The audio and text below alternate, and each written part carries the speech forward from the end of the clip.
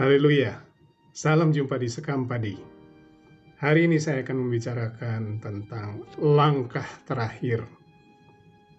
Saya percaya kita semua jemaat Torsina tahu tentang cerita tentang Abraham yang disebut sebagai bapa orang beriman.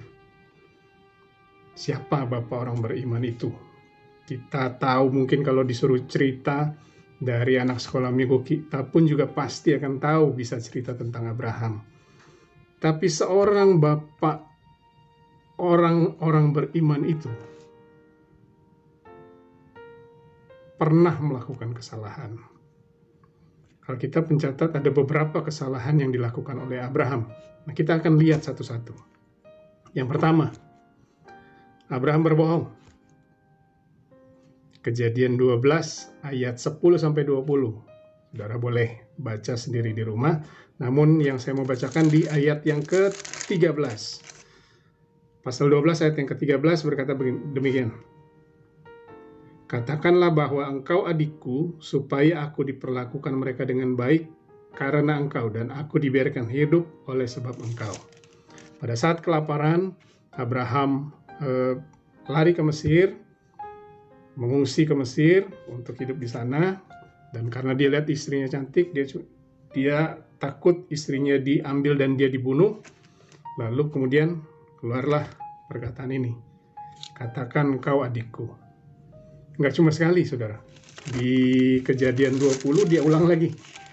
Waktu dia harus ke Gerar, cerita tentang Abraham dan Abimelek, raja Filistin.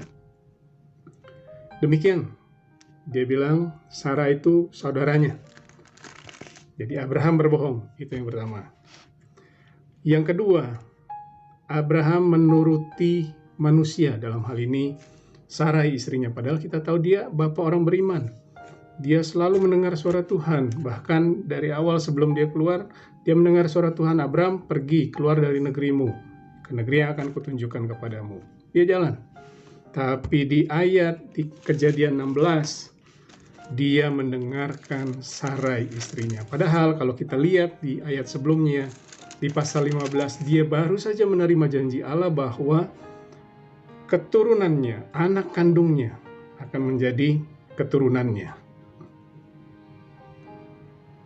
Akan menjadi seperti, banyaknya akan menjadi seperti bintang di langit. Tidak terhitung. Tapi sampai saat itu dia belum terima anak. Belum ada anak dari Sarai istrinya.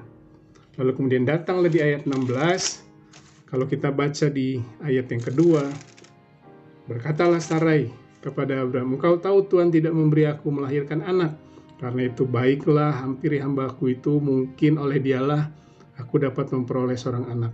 Dan Abraham mendengarkan perkataan Sarai. Abraham mendengar atau menuruti manusia.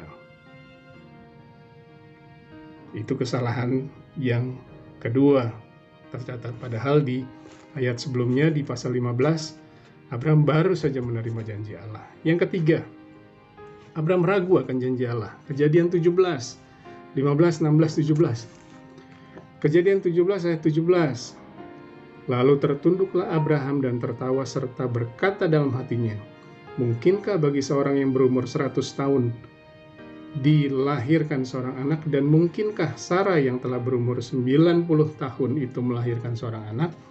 Pada saat malaikat Tuhan datang kembali kepada dia mengingatkan janji Tuhan kepada Abraham, dia sempat ragu. Dengan apa dia ragu? Dia tertawa, kira-kira mungkin nggak Tuhan ya? Ini saya udah 99 tahun, Sarah udah 90 tahun, apa mungkin saya bisa melahirkan anak, Sarah bisa mengandung, punya anak? Dia ragu akan janji Allah. Jadi kesalahan yang Abraham perbuat, yang pertama dia berbohong. Bukan cuma sekali, 2 kali dia berbohong. Yang kedua, dia menuruti manusia, Sarai istrinya. Menuruti perkataan Sarai istrinya, padahal dia hamba Tuhan. Dan yang ketiga, dia ragu, sempat ragu akan janji Tuhan. Yang menjadikan dia berbeda, yang menjadikan dia bapak orang beriman, adalah dia tidak tinggal dalam kesalahannya.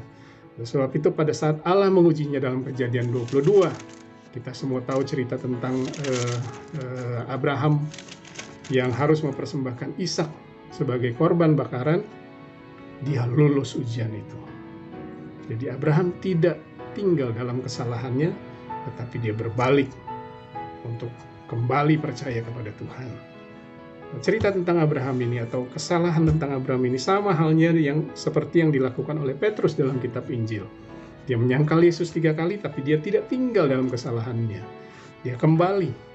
Sebab itu kalau kita baca dalam kitab Injil, Matius, Markus, Lukas, Yahya, atau Yohanes, nama Petrus selalu disebut dalam peristiwa kebangkitan Yesus. Bahkan dalam Kisah Rasul, dia adalah pemimpin rasul-rasul yang pertama.